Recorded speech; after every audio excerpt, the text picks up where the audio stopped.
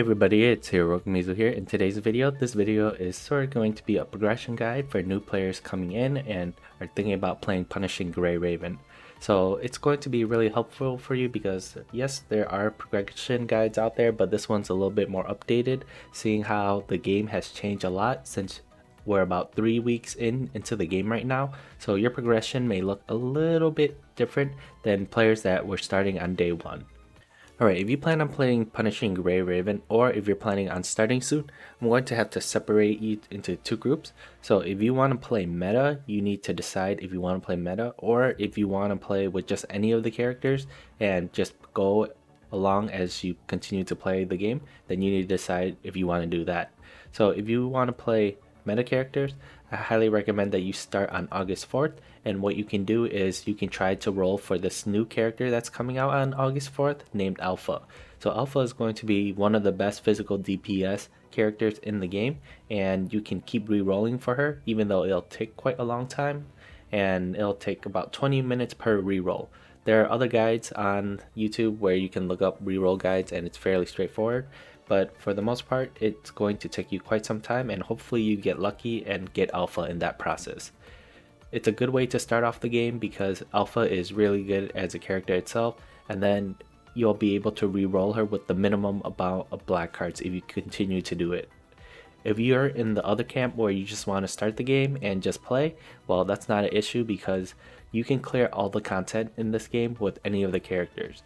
So the difference between playing with meta characters and playing with any of the characters and your own setup is that you might not be able to clear the content as fast as people using the meta characters, and also your scores for Phantom Pain Cage and for Warzone will probably be much lower. For these 2 modes specifically, it doesn't really matter as much because if we click on Phantom Pain Cage and then we check out the rankings, if you look at the rankings here, you're going to see the top 99, and then if you click on the rankings itself, there's the top 1%, 1 to 5%, 5%, and so on. So as you see here, you gain more rewards the higher you rank. However, these rewards aren't the greatest. It's not game breaking because essentially what you can buy with these rewards are shards for your characters. However, you are capped at 30 shards maximum. So the difference between you scoring the highest rank and the lowest rank is how fast you'll obtain the shards. If you keep playing, you'll eventually get all 30 shards for your characters that you want. If we go to Warzone, the rewards here are slightly different. So if you clear it faster, you're going to get more points. And also, what you can buy with Warzone are these items called memory. And if you get 500 of them, you'll be able to exchange it for the memory that you want. So this one is a little bit more important. However, if you're just working on the endgame set for your characters, you're just going to be able to obtain them at a slower pace. So that's the difference between you playing meta characters and playing with characters that you want. And it's not the biggest deal because at the end of the game, besides these 2 modes, the rest of it is just PvE so far anyways. So for PvE in this game, you're just clearing through the campaign, you're playing at your own pace. And also other stages such as Memory Rescue, where you're going to have to fight stronger monsters, it may be a little bit more challenging if you're just using any characters that you want. But in regards to this stage specifically, as you continue to get stronger, eventually you'll be able to clear this stage. But let's go back. So once you decide whether or not you want to play meta, or if you just want to start the game, that's up to you. But let's get down to what you need to do every day. So ideally, when you're playing the game, you're going to be overwhelmed a little bit with the amount of screens that you have to choose from. You're going to play through basically the first chapter in order to get through the game and do the slight tutorial. But every day you should be doing the missions right here. So it's this white button here. And if we check out the daily tab right here, you're going to see all your dailies. So the first one's really nice. You get serum, which is your stamina for this game in order to do more stages. And as you continue to use your serums in order to complete stages, you're going to gain EXP. And as you continue to gain EXP, you're going to level up and gain additional serum. On top of it, if you complete your dailies, if you complete the EXP squad, what you can get here is additional EXP, which will help you level up quicker. I recommend that you do all of them except this one specifically called the Serum Exchange. It says use black card to refill serum. This one is going to be a lot tougher because for free-to-play players, you essentially want to save all your black cards in order for character pulls or weapon pulls for the gacha. You don't really want to use this in order to try to level up faster because you really want to save for your characters, and black cards are very limited. So if you're a dolphin or if you're a whale, you may want to use this, but this is really up to you if you want to complete this or not. For the last two, these two aren't as important because you'll be able to clear all the daily activity points down here. So if you don't do the last two, no worries, you'll still be able to clear all these and you'll get rewards. And you want to make sure you claim these rewards as well, because if you look at the last three, you're going to get black cards. So you get 5 here, you get 10 here, and you get 15 here. If we check out the weekly tab, what you're going to see here is a whole bunch of weeklies that you can do, and this might not unlock in the beginning, but what you're going to do is you're going to try to rush through the story as fast as you can to get to chapter 5-7. Once you beat chapter 5-7, you'll be able to unlock all these weeklies, and then you'll be able to obtain these rewards. If you start this game towards the end of the week and there's less than 4 days left, you might not be able to complete the Phantom Pain Cage part, but regardless, you should be able to obtain these rewards the following week afterwards. So your goal is to get to chapter 5-7 and try to complete as many of these weeklies as possible. If we click on the next tab, which is the event tab, there's additional rewards here such as serums for stamina and also tickets as well for gacha pulls. So I mentioned that there's black cards. So black cards are used for gacha pulls. There's also blue tickets right here. So blue tickets are used for gacha pulls as well, but specifically for the beginner banner. If you watch a reroll guide, they'll explain you thoroughly on the difference between these two tickets and how you should use these tickets. But for the most part, blue tickets are for beginner banners where you can get an S rank character if you roll 40 times, and you should save your black cards for your other banners. If we click the story tab that I didn't cover yet, what you can also obtain is very nice rewards here. And if you click on the top, if you check out here, it's 5-star memories, which are really nice because you can equip these to your characters, and then you'll be able to gain additional stats and also skills as well. So this might be really important for you to obtain. If we check out the last tab down here on your bottom left, this one's extremely important. It's basically similar to your weekly. It's 3 additional quests that you can get. However, you can get lots of EXP here. So each one lasts about a week, and you can only get up to 3 a week. So it's going to look like this at the beginning of the week. If we select mission, and then we hit refresh, and we're going to keep refreshing. So the idea is to keep refreshing until you get an S rank quest. And then as you see here on the right, you have 2 different S rank quests. The one that we're going to pick is specifically the one that gives you blue tickets. So sometimes the S rank quest will give you 50 blue tickets or 60. 60 is the highest that I've ever seen. So if you can get one that says 60, definitely select that one. However, sometimes they don't give you blue tickets, such as this one. Each day you get 7 refresh attempts in total, and what I recommend that you do is that you try to get the quests that are S rank that gives you 50 tickets or 60 tickets if possible. However, if let's say you select this quest right here, we already claimed it, now we have to clear the stage in order to get these tickets. However, if we're down to the last 3 days and let's say you only have 1 quest left, and you only have 7 refreshes, I recommend that you just take any S rank quest with 50 tickets. And if not possible, just any S rank quest at all, because you want to get as much EXP as you can. Blue tickets are, yes, important. However, the EXP is also very important as well. You want to make sure that you get as much EXP as possible in order to level up. So if you're down to the last day, you may have to just resort in getting an S rank quest without blue tickets if you try to chance your luck on refreshing. So now that you know that, you need to do your dailies, your weeklies, collect your rewards in your story tab, event tab, and then you want to make sure you do the bounty missions. That's really important. And then if you check back and we go back to the main screen, that covers the missions tab. And now we're going to look at the right hand side over here called the novice missions. So each day as you play, you're going to be able to unlock a whole bunch of missions. and you can claim really nice rewards here, and they stay here until you complete them. So it's going to be a bunch of black cards, weapon enhancers, there's cogs here, and at the bottom, as you continue to complete these missions, you're going to be able to gain a whole bunch of memory, which is really nice. And at the end of these missions, you're going to be able to get the 5-star weapon for Nanami Storm, which is the free character everyone gets, and it basically has really nice effect. It has attack, crit, and also a skill called Echo Halls, which is basically like a tank buster item where you can reduce the target's defense. If we go back and click on the last item, this is the skin that you can get for Nanami. It's not amazing, however, it is a free skin, so it changes the appearance of her. If we go back here, now that we covered missions, novice missions, we're going to look at the top of the screen. You want to go to the achievement tab, which is the second one here, and claim any of the rewards that you see that are outstanding. So you have a whole bunch of rewards here that are very nice. It's part of the currency. There's also black cards here. There's also skill points that you can get, which are useful at leveling up your character skills. So make sure you check this achievement tab from time to time. And then what we're going to go to next is we're going to check out the envelope right here. So if you click on it, there's going to be a whole bunch of rewards here possibly, such as the pre-registration rewards if it's still available, and you should claim all these items. And the only thing I don't recommend you claiming is this item, which is the S rank selector. So you need to make a decision on what type of player that you want it to be in the first place. So if you want to play meta, most likely you're going to watch a reroll video and you're going to save this S rank selector.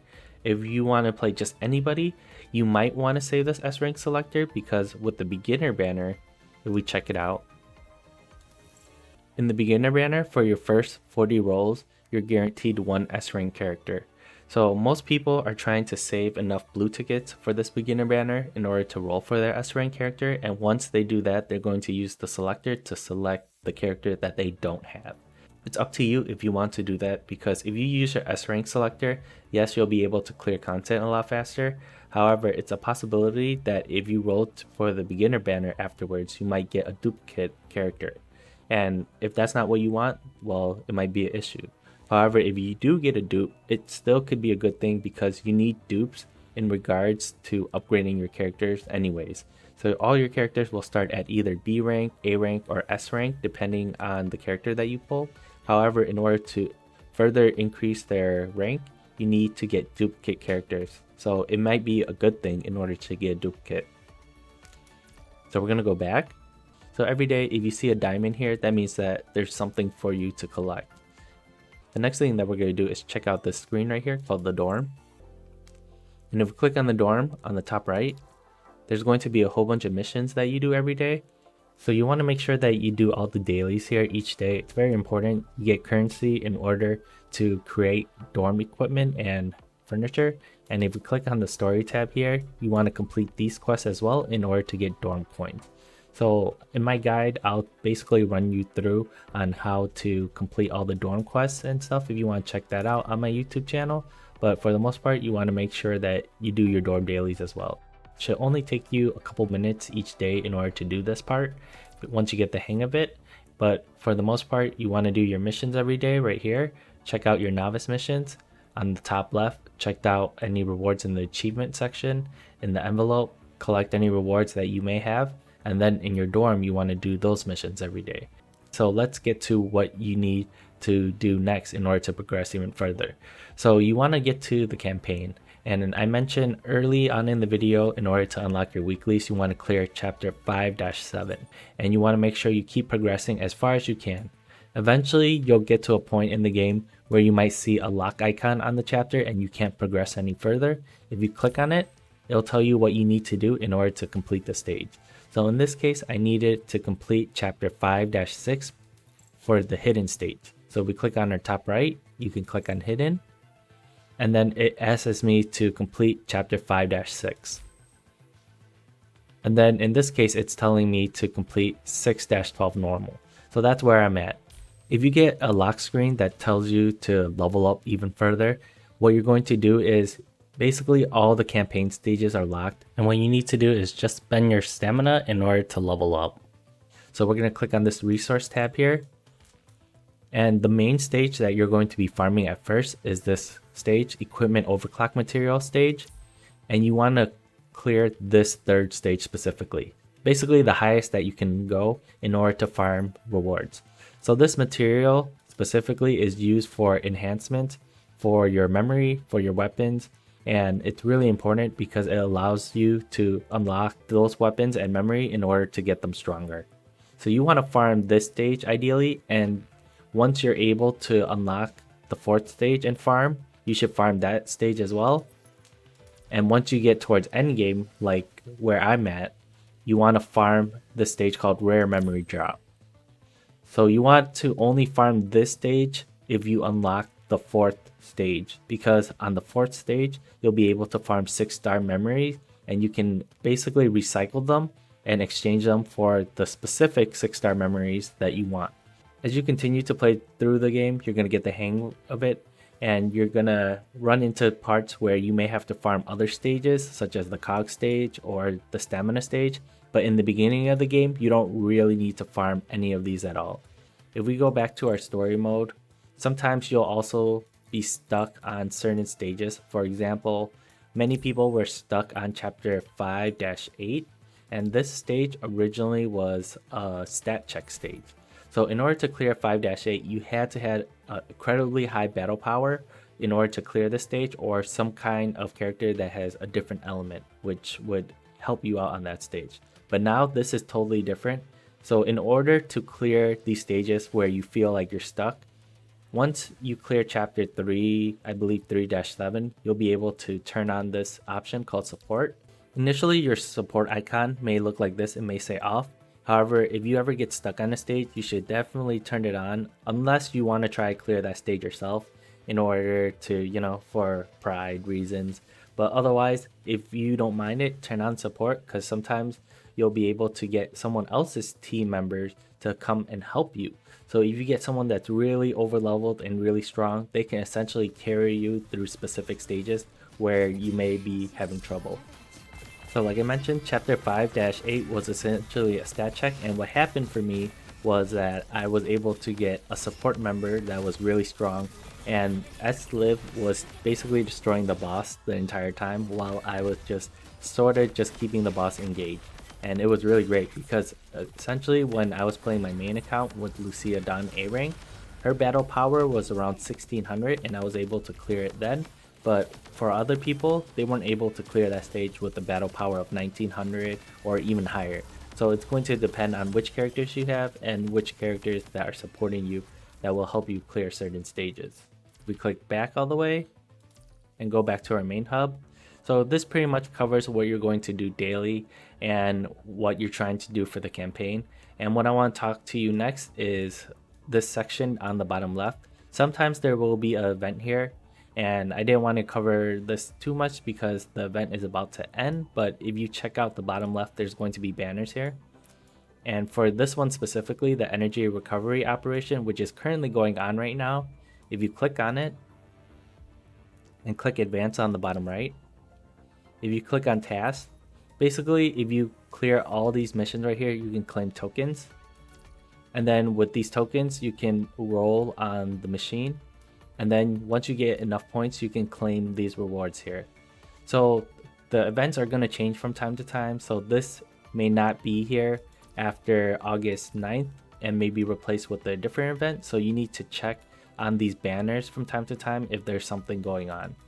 So the next event that we have here is the Frozen Darkness event, which is happening on August 3rd, like I mentioned, and that's when the event will be implemented. However, Alpha is not dropping till August 4th. So like I mentioned, if you want to reroll on the 4th if you're aiming for Alpha. If not, you can start the game today. If we click on the reward icon right here, this is what you're going to be greeted by every time when you log in each day. So everybody will be able to obtain this. So yours might look like this, where you have 7 days worth, and on the 7th day you'll be able to earn A rank Bianca, and she's a pretty good character if you want to play her. And on the second round, which is the next 7 days, you'll be able to earn her skin as well, and on top of it, all these 5-star memories and blue tickets. So it's really nice to get this. And there's a whole bunch of rewards for the game that are pretty much guaranteed. So these 2 weeks of rewards are guaranteed, and once you clear this, you'll get the regular daily login sign-on rewards. The next section that I want to talk about is the shop and the top-up shop. So we're going to go to the shop, and what you should be buying each day. I recommend that you buy the shard each day. It's really useful in order to get shards for your characters. A lot of people recommend that you buy the weapon overclock core, but as I continue to play the game, I find that I don't really need this one in specific, so I kind of don't want to spend my cogs on this, because if you're farming the military overclock stage, you're going to get this regardless, and you're going to get an abundance of this. So I wouldn't really buy this one. For the rest of the tabs, for a new player, you can kind of ignore it. For the cogs factory, you don't really want to be spending anything here. Yes, you can get 6-star memories, however, it's extremely expensive. For the coding shop, this is where I mentioned you can buy coding sketches in order to exchange it to buy skins. This is going to take you a long time in order to achieve this, so this is something you do way later into the game. If we click the exchange shop, this is where you can exchange for additional overclock enhancement materials. This is up to you if you want to use this. I don't use this yet currently, however, if I did need it, then I'll be able to exchange it for some of the other items. But from what I understand, the ratios aren't very good, so you need to exchange, let's say, 8 of these regular blue ones in order to get the purple one. So the ratio is not the greatest. If we go to our last tab, which is the recycle shop, so I believe if you exchange 3 weapons of the ones that you don't want, you can obtain 1 weapon that you do want. I don't recommend you doing this because for 5-star weapons, you can farm co-op stage, and essentially with co-op stages, you can get a 5-star weapon there. So you may not want to do this right away. However, it's up to you if you want to do that. For 6-star weapons, it's the same way. If you exchange 3 6-star weapons, I believe you'll be able to obtain 1 6-star weapon, but that's entirely up to you if you want to do that. Same with the memory as well. The memory one is more useful. I recommend you doing this one because if you exchange 6-star memories, you can get memories for the specific slots that you want, because essentially there are 6 slots for each memory set and you may only want certain numbers. So this one I recommend that you do for 6-star memories. For 5-star memories, you shouldn't really do it for 5-star because you're going to obtain so many 5-stars in the game anyways, and your end goal is to get 6-star stuff. So I wouldn't invest too much in getting 5-star memories from the shop. And as you continue to farm the memory stage, you're going to be able to unlock tons of them. So don't worry about the 5-star memories too much. The next section we're going to talk about is top up. So this is basically the cash shop for the game. If we click on the second tab, which is the daily supply pack, each week you can buy this pack right here called the weekly limited pack. And you get a serum here, you get a weapon enhancer and a memory enhancer. So we're going to purchase this. And basically it's just free rewards that you can buy each week. I highly recommend that you do that. And if you're wondering what you should buy here in this cash shop, what I recommend on my main account, the only thing I bought is this monthly black card pass. It costs 30 rainbow cards. It's up to you if you want to spend money, so don't be forced to spend money, but I find that this pass is useful because it'll help me get black cards in order to exchange it for characters for gacha rolls. Another pass that may be useful to you is this other monthly pass, which gives you black cards, but also it gives you serums, which is stamina, and cogs every day. So that may be up to you. I would like to buy this, however I find it's quite expensive. It's 69 rainbow cards in comparison for these black cards where I can use it for additional characters. I don't think for free to play players, or if you're really tight on your budget, this one is recommended because essentially this will just help you level up faster. But if you're not worried too much about leveling up faster, then I would go for this one. If we check out the other packs, it's up to you if you want to spend more money on it.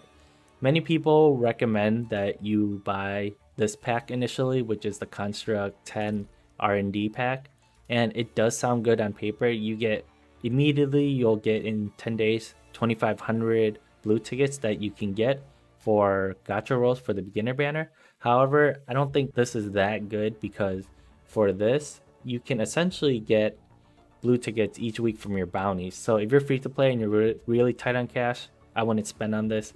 Just keep farming your bounties and eventually you'll get enough blue tickets for your beginner banner.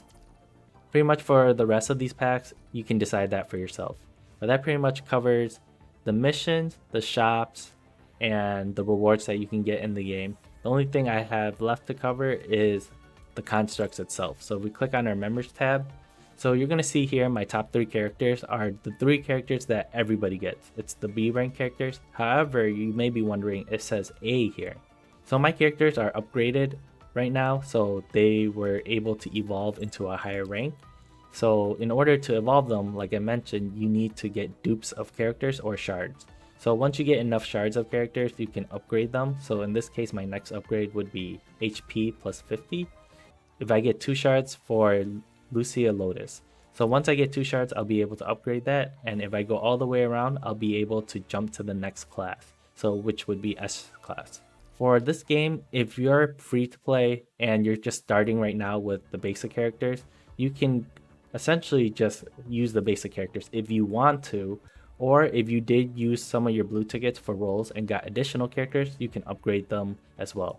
How I would like to structure my team is that I would upgrade your one main character that you really like as your main damage dealer, and for your other 2 characters that you're using in your team, you're somewhat investing resources into them. You're not investing too much, however, you are investing in just a little bit.